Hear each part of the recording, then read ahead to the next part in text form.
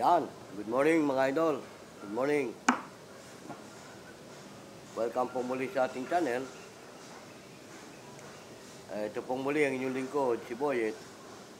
Ay muling bumabati ng isang magandang umaga. Bueno mga idol ha. Shoutout muna sa ating mga subscriber dyan, sa ating mga viewer, gayon din sa ating mga follower.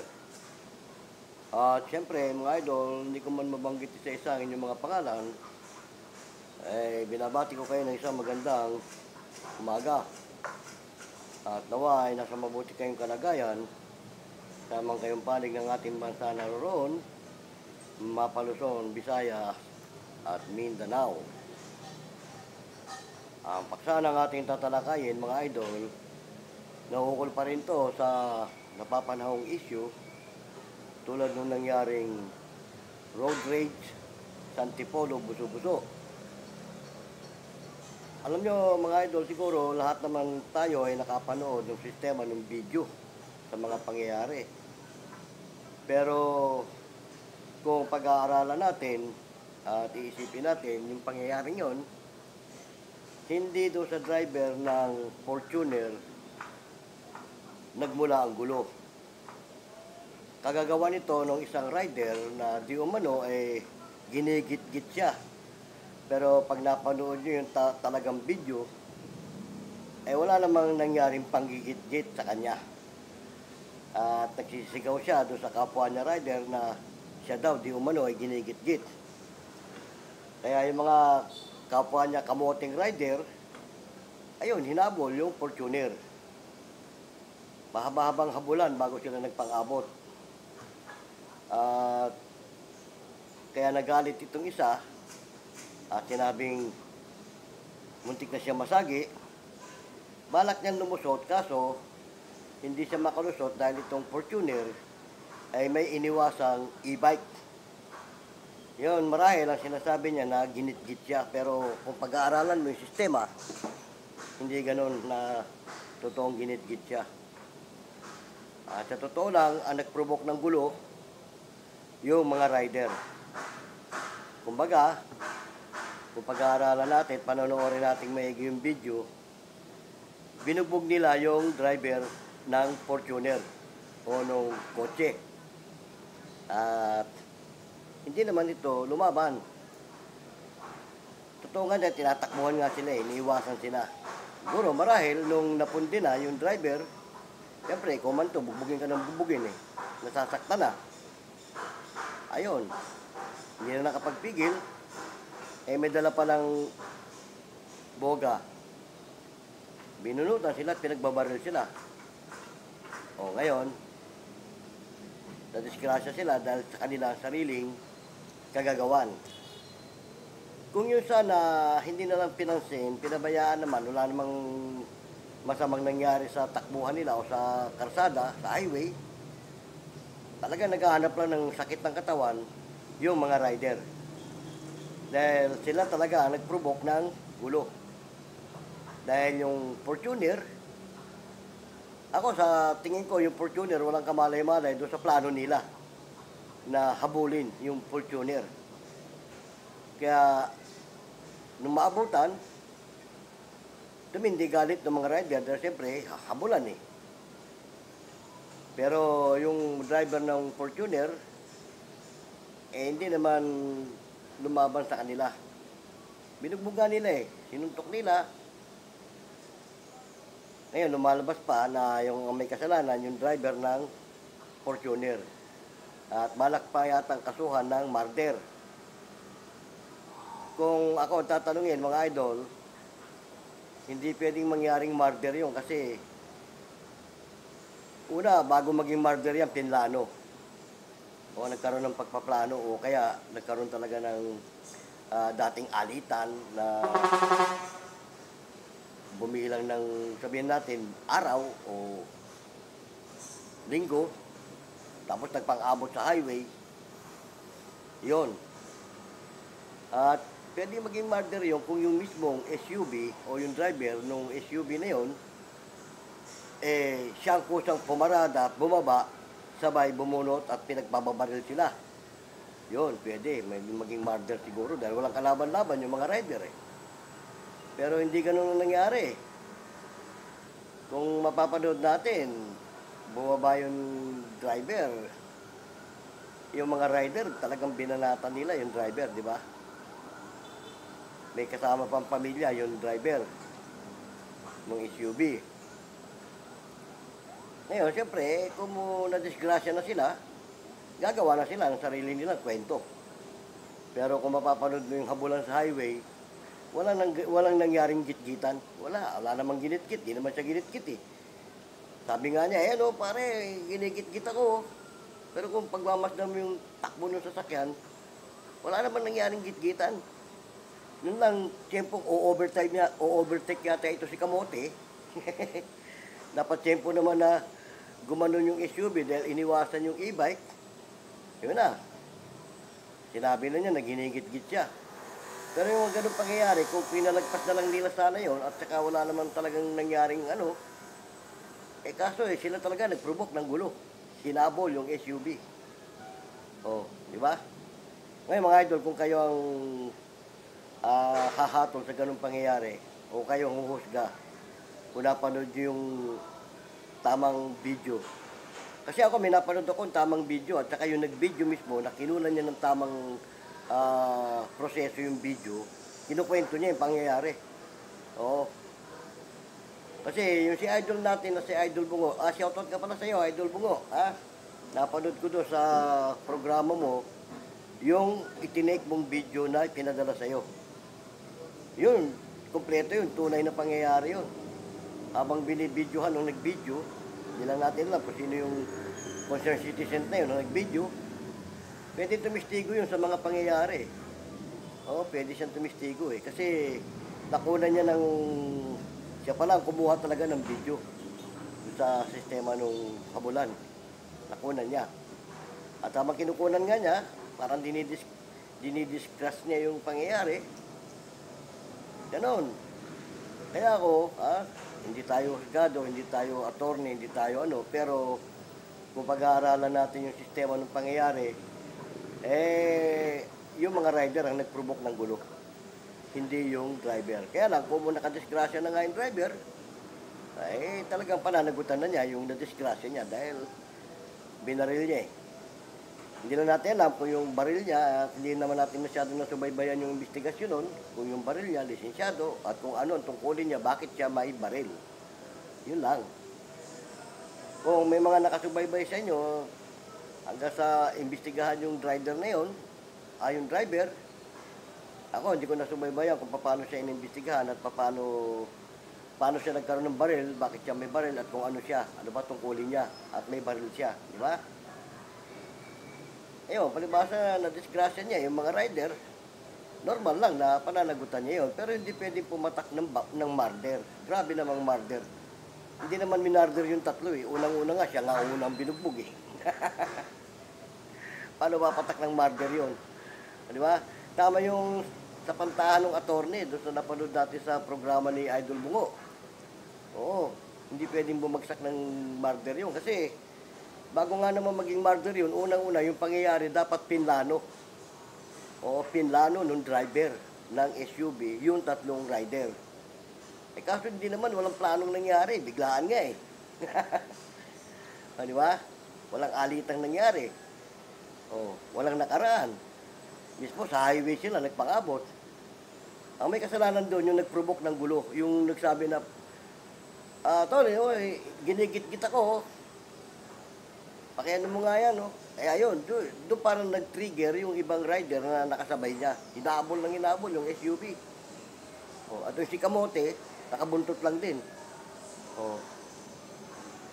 Tapos nung maabutan na, ito naman mga gagoring mga kamoting rider na to, binakbakan yung driver, inupakan. Kaya advice natin sa mga rider, kayong mga rider, kung minsan abusado rin kayo sa kalsada, sa totoo lang. Singit kayo ng singit sa mga sasakyan, pag nasagi kayo, yung nakasagi pa ang may kasalanan. Pero kayo ang mahilig sumingit. Mga idol, may mga rider talagang barumbado rin. Ako lang, yung nasakyan kong rider eh. Oo, hindi ko na babanggitin kung anong klaseng ano yun, kung anong pangalan ng ano nila. Talagang gumigit-git. Ano, gumigit na nga eh. Oo, gumigit na siya tapos sumisingit sa mga ano, pumapasok ng alanganin. O, sabi ko nga doon sa rider, bro, alalay lang, hindi tayo nagmamadali at hindi tayo nakikipaghabulan. Ikaw, kung may hinahabol kang oras, eh huwag mo kayo damay dyan. Tapos lumagay tayo sa tama. Ganun mga idol hindi ko naman nila lahat ng rider, pero may mga rider talagang, siyempre, hangad na gustong kumita ng pera. Ganun. Pero tandaan nyo mga idol, kayong mga rider, advice ko lang sa inyo, pag ang kalaban nyo, 4-wheel, mag-ingat kayo kasi 2 wheels lang kayo eh. Kagaya nung nangyaring habulan na yun, kung talagang gigit-giting ka at pipitiking ka ng 4-wheel, anong mangyayari sa'yo? Diba? Baka bumalanda ka sa tabi. Ganon. Kaya kayong mga rider, kapag may kayong mga 4-wheel, wag nyo nang peranin yung init ng ulo nyo, yung tapang nyo. Unang-una, 2 wheels lang yung dala mo eh. Eh kung tarantado yung halimbawa, driver ng kotse, naramdamang hinahabol mo siya, o nasulyapan kanya sa side mirror, o biglang, nung malapit ka na bigla siyang namreno, sabay kinabig yung manubela niya, pinitik ka, ano mangyayari sa'yo? Tapos takbuhan ka na. O goodbye, di ba? Ano, kaya itong mga rider natin, dapat ito, dapat sineseminar to sa kasi walang pakundangan din sa karsada, sa totoo lang. Marami tayong nakikitang rider na ganyan. Oo, tapos, palibasa sila, may mga samahan, pagka nasagi mo yung isa o nakaalitan mo, pag may mga nakasabay na rider, isusumbong ka, ititimbre ka, kagaya nung nangyari na tinimbre lang naman niya yung Fortuner na yun eh. Pero siya may kasalanan doon, kung tutusin, yun ang dapat makulong. Siya nagprovok ng gulo eh. Nadamay lang din yung dalawa niya eh. O, ayaw ko lang, kung pati siya na baril. O, kung pati siya na baril, dapat lang, kasi siyang pinagbulan ng gulo eh. Hindi magkakaganon sana yun kung hindi sa kanya eh. At kung yung mga rider sana na yun, hindi nilang pinansin, total, tumakbo naman yung kotse ng matulin, hinabol pa nila. O, malayo na narating eh. Kung pinabayaan na lang yun, pinaalpas na lang eh. Di sana wala sanang nangyaring gulo. At hindi sana sila napahamak. Di ba? Kaya gumaga, siguro, signos na rin ng mga gago, mga kamoting rider na yun, signos na nila. Eh, naging kasangkapan lang yung rider para bigyan sila ng leksyon. O, di ba? Ano mga idol, kayo mga rider, ang advice ko lang sa inyo, kayo masyadong mainit sa karsada. Sabi nga ni Congressman Busita, hindi kayo niya ipagtatanggol kung kayo ang talagang may kasalanan. Tulad ng mga rider na yon. Pag napanood ni Colonel Busita yung pangyayari, hindi pagtatanggol ni Colonel Busita yung rider na yon. Dahil sila nag-provoke ng gulo eh. Sabi ni Congressman Busita, kung nasa tama ang mga rider, hindi ko sila pababayaan. Pero kung gano'n naman, na sila mismo nag-provoke ng gulo, alam namang ni Congressman Bonita yung sarili niya rin sa kagaguhan ng mga kamoting rider na yun. Di ba? Magay kayo sa tama. Hindi ko mo may mga tatanggol na sa inyo pagdating sa ganyang problema aabusuhin nyo na yung pagiging rider nyo. Unang-una, pag SUV ang kalaban nyo, 4-wheel yan, mag-iingat ka dyan. Lalo sa habulan, huwag kang mangangas, habulin mo ang SUV.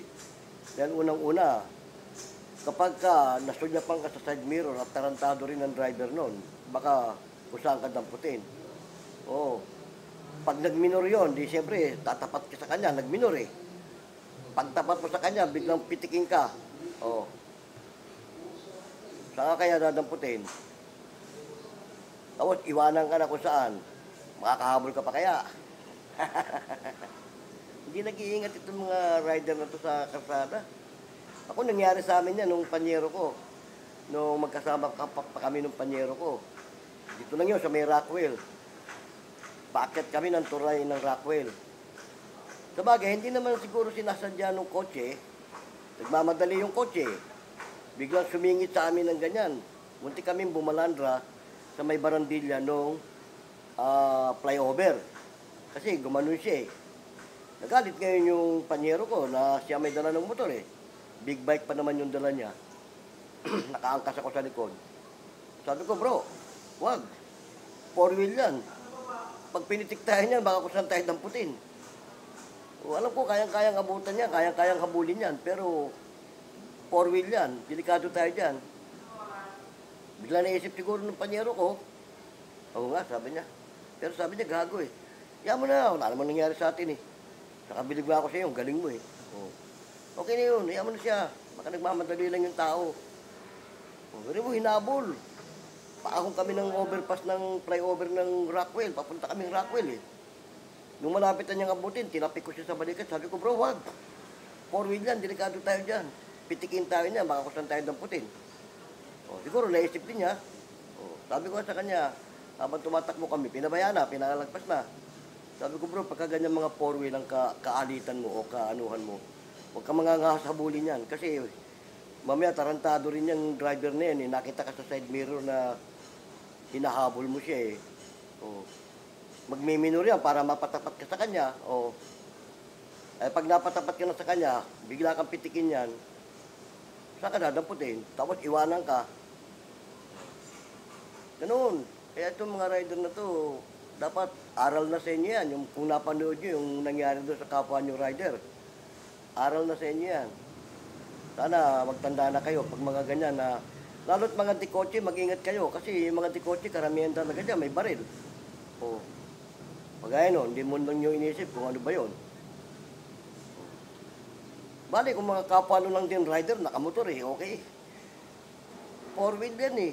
Hindi mo alam kung anong kargada sa loob ng kotse niyan, di ba? O sabihin na natin, wala siyang baril.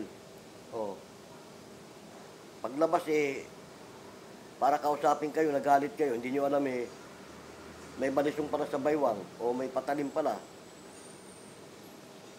Habang binubugbog nyo siya, biglang pagbunot eh, inundayan kayo siya isa-isa. Hindi lahat kayo may tama. Di ba? Ano, kaya mag-iingat kayo. Halimbawa, may kakonfrontasyon kayo sa karsadang ganyan, pakikiramdaman yung kakonfrontasyon nyo. Hindi yung hindi kumikibo sa inyo, sa tingin nyo parang tulunggis, bubugbugin nyo na. Di ba? Hindi lahat ng bubugbugin nyo, nagpapariwara. Paano kung halimbawa, may problema rin yung taong yun, tapos gaganunin mo. Di, naghanap lang siya ng damay para sa inyo. Ganoon mga idol, kasi yung pag nasa highway tayo, nasa karsada tayo, lahat ng motorista na nakakatabi natin, pakiramdaman, di ba pag nagmamaneho ka, pakiramdaman lang yan kung sino nasa magkabilang side mo. O, maliban nasa likod mo. Ha? Pero yung nasa harap mo, sa both sides mo, nararamdaman mo yan eh. Yung sa likod mo, sa side mirror mo lang makikita yon.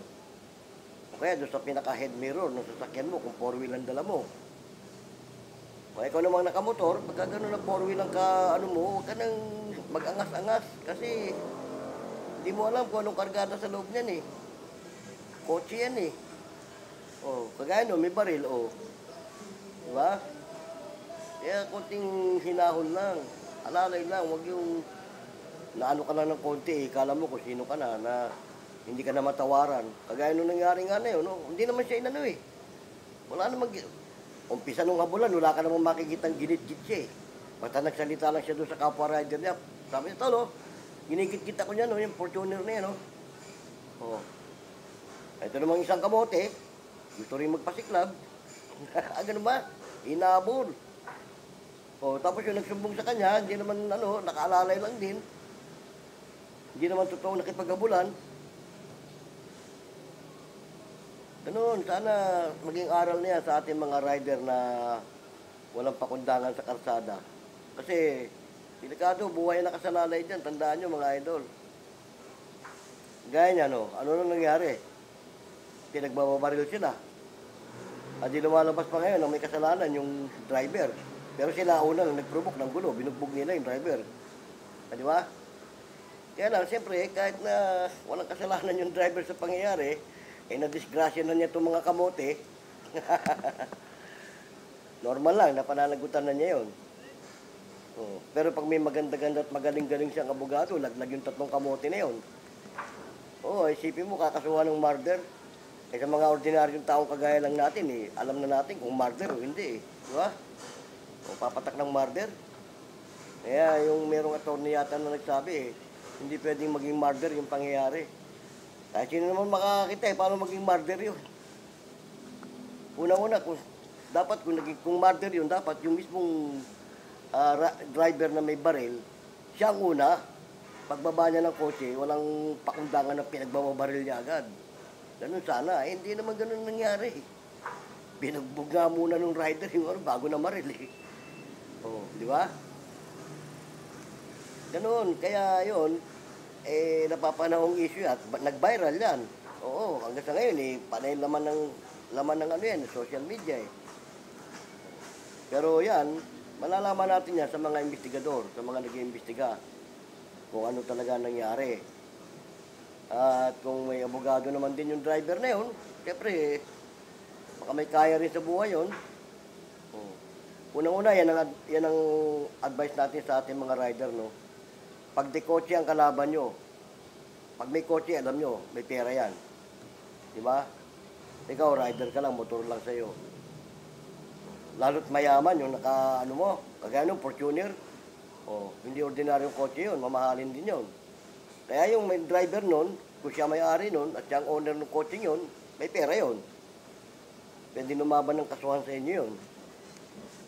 Di ba? Ay paano ikaw, halimbawa, kamote rider ka lang, lalaban ka ng kasuhan doon. Kung halimbawa ikaw pinitik ka sa buwisit sa'yo nun. Maraming nangyayari dyan, nahi-hit and run. Baka ganun ang mangyari sa inyo. Salamat lang kayo, yung driver nun talagang hindi talaga, makikita mo, hindi naman talaga barumbado sa karsada Yung takbo niya, okay lang naman Etong mga rider, talagang parang angas na angas. Pagka SUV ang kalaban nyo, mga rider, tandaan nyo, mag-ingat kayo. At huwag yung pairalin, yung tapang nyo. Kasi hilig na ng mga yan, mambubugbog Minsan mga enforcer pa nga inaangasan ng mga yan di ba? Pero mag-ingat kayo, makatagpo kayo ng kapwa nyo barumbado. Baka imbis mapaganda pa yung takbo ng buhay nyo mapasama, di ba? Yun mga idol, pagkukwento lang naman natin dahil yan napapanahong issue. Napanood ko lang din yung kay idol natin si Idol Bungo, yung kanyang dinidebunk nga yata niya, nung nire-reactan niya yung sistema ng pangyayari. May nag-send sa kanya ng video tungkol doon sa tunay na pangyayari nun. Na ipinlay naman niya, napanood ko rin yun Kaya ako nga, habang pinapanood ko yun, napag-isipan ko at pag-aralan ko rin, paano magiging murder? At saan yung gitgitan na sinasabi? Wala namang ginit-git Hindi naman siya ginit-git. At siya itong nagpupumilit na sisingit sa pagitan ng dalawang sasakyan, gusto niya sumingit, kaso itong biglang may iniwasang isang sasakyan, yun ang sinasabi niya, muntik na siyang maano. Pero kasalanan niya. Bakit? Gusto niya sumingit doon sa pagitan ng dalawang kotse. Di ba? Yung nga sinasabi ko, pag nasagi ka ng mga naka 4-wheel, yung may 4-wheel pa may kasalanan. Pero kayong mga rider ang mahilig, sumingit. Sa totoo lang, sa aminin nyo sa hindi. Ako nga kinuwento ko na nga kanina yung nasakyan kong rider kung saan sumisingit Sinaway ko nga yun, sabi ko bro, kung may hinahabol kang oras, nagmamadali ka, wag mo ko idamay. Hindi ako nagmamadali. Ako na tayo sa tama. Madali tayo dyan, Bili mo, ito yung dalawang sasakyan na nauuna sa amin. May pagitan. Dadaan kami sa gitnang ganyan bago bigla kaming gaganon. Kung pag gano'n namin biglang humataw ito na sa kanan, yari kami. Ayun ang hindi iniisip ng mga driver. Sisingit sila, papasok sila ng alanganin. Kung pagpasok mo ng alanganin, biglang humataw to, hindi mo alam na biglang hahataw pala to. Di ba? Disgrasya. Dapat, halimbawa, 2 wheels lang yun sa'yo. Pakiramdaman ng mga nasa tabi mo. Hindi naman lahat ng rider ganun. Kasi may mga pamangkin akong rider, nakakasakay din ako sa kanila Yun ang mga defensive driving. Maingat. Hindi kagaya nung nasakyan ko nung nakaraan. Grabe, nakakatakot. Tapos, bigla-bigla pa pag mamreno. Siyempre, yung bilis ng takbo niya, biglang aabutin niya yung binubuntutan namin ganyan sasakyan, siyempre magmiminor siya. Tapos pag ano, biglang aarangkada, pag hindi ka nga nakahawak ng maigi doon sa ano ng motor, malalaglag ka. Ayan pati ang ingatan nyo mga rider, pag meron kayong mga sakay, ingatan nyo pasahero nyo. Mamaya yung pasahero nyo, inaantok-antok. Pag bigla-bigla kayo ng arangkada, pag singit nyo. Baka pag bigla mong arangkada, nalaglag yung pasahero mo. Tapos, maligayang araw. O ngayon, paano mo ngayon pananagutan yon? O, di ba? Ganun, dapat tayo, lalo't naghahanap buhay ka sa ganyang klase ng hanap buhay mo, mag-iingat ka. Paano mo iniingatan ng sarili mo, ganun mo rin ingatan yung magiging pasahero mo.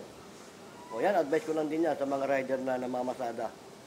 Kasi, hindi lahat ng pasahero mo, aware kumapit, naka-safety sa sarili. Eh, may mga ibang pasahero, lalo kung first timer na nakaranas sumakay sa ganyan. Tapos, anasakay ni padaskol-daskol magmaneho. Maraming rider padaskol-daskol magmaneho. Pag biglang arangkada at medyo nalingat yung pasahero mo, nakabitaw o na ano, na-out balance, laglag yun. O, eh paglaglag doon yung kabuntot, kung may kasunod na kotse yun, ano mangyayari? Hindi man ikaw ang pumatay, yung kasunod na sa, yung nakabuntot sa'yo, makakapagpreno ba agad yun pag biglang nalaglag yung pasahero mo? O, sa bilis ng takbo nyo ng ganyan, eh, siyempre, nakabuntot sa'yo, medyo mabilis din ang dating doon. Pag biglang nalaglag yung pasahero mo, yung nakabuntot sa'yo yung kotse, sa tingin mo kaya makakapreno agad? Magpreno man yun, patay din yung pasahero mo. Bakit? Aabutin yun eh. O, di ba? O, di, naghanap ka lang ng damay, pati yung nananahimik na kotse, na nakabuntot sa'yo, nadamay pa. Kaya ingat mga idol. Ha? Kasi kung hanap buhay natin yan, eh, kung paano mo iniingatan ang sarili mo, ingatan mo yung pasahero mo, masigit mong ingatan yan, dahil pasahero mo yan. Ngayon, kung ikaw walang ingat sa sarili mo, huwag ka na magmaneho ng ganyan. Kasi magdadamay ka lang eh. Yan, advice lang naman natin sa ating mga rider na namamasada. Kasi lalo sa panahon natin ngayon, mga idol, talagang delikado, di ba? Buti kung ikaw lang nasa karsada. Oh.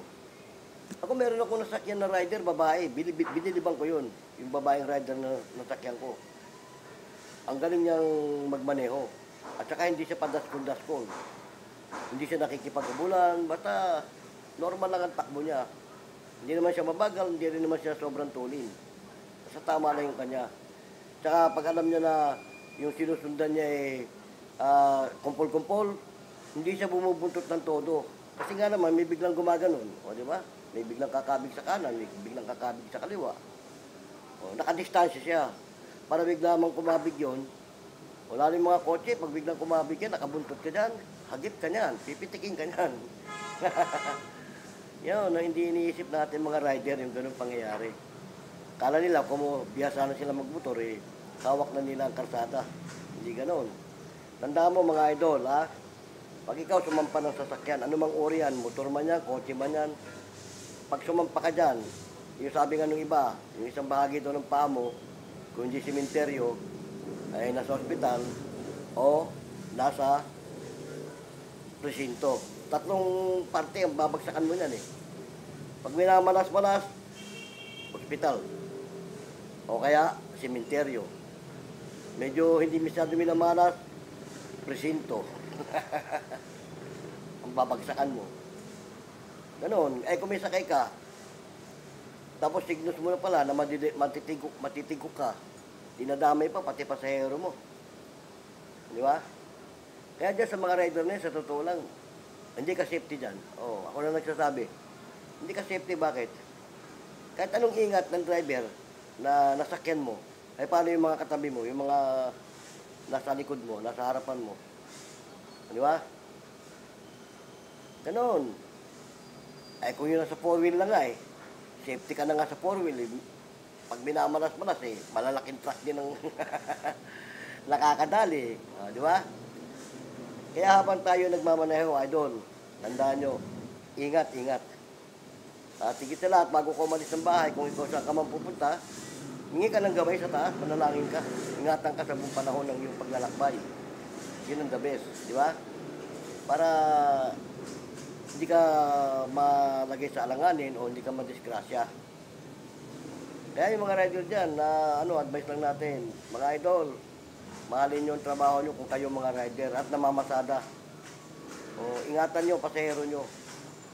Kung wala kang ingat sa sarili mo, yung pasahero mo, ingatan mo. Kasi, meron ako na niya na nalaglag yung pasahero, patay yung pasahero. O,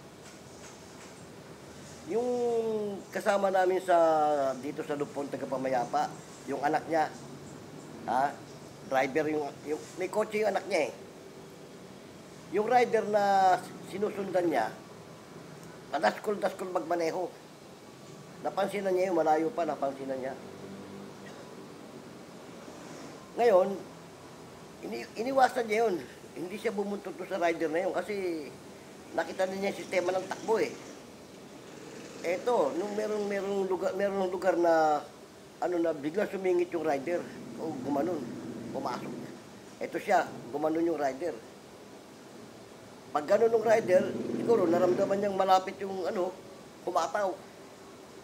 Paghataw, nalaglag yung pasahero, nasapul nung anak ng panyero ko. Patay yung Hindi yung rider ang pumatay, yung kita mo, ikaw may kasalanan kaya nalaglag yung pasahero mo, tapos ang nakadisgrasya at nakapatay, yung kabuntot. Yun ang lagi niyong iisipin, tandaan nyo mga idol. Yung sakay mo, hindi man ikaw ang makapatay sa sakay mo, yun nakabuntot sa likod mo, konsensya mo pa rin yun, at pananagutan mo pa rin yun, hindi madidisgrasya yun kung hindi sa'yo. Kaya lang, kung mo yung kotse, nakabuntot sa'yo, siya nakasapol, may pinanagot. Kaya lang, wala masyadong pananagutan yun kasi hindi naman niya gusto yun nangyari. Aksidente yun eh. Pero ganoon pa man, napatay niya, once na nakadisgrasya ka ng tao, tanda mo, kasalanan mo hindi.